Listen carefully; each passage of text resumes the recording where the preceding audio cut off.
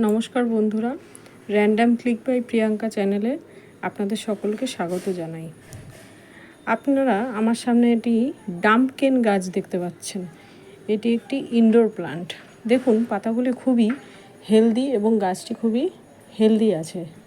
তো আমি এই গাছটির যত্ন কিভাবে করেছি এবং এই গাছটি আমি কিভাবে প্রোপাগেট করেছি সেই ব্যাপারে আপনাদেরকে কিছু তথ্য আমি দিতে চাই।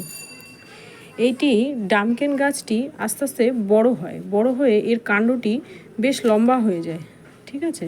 তো যখন এই কাণ্ডটি লম্বা হয়ে যায় তখন এটিকে কেটে আবার নতুন করে বসালে সেখান থেকে আবার শিকড় গজায় এবং এই গাছ প্রোপাগেট করা খুবই সহজ।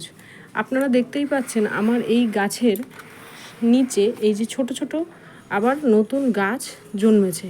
এই যে আপনারা দেখতে পাচ্ছেন এগুলো ছোট ছোট বেবি প্ল্যান্ট।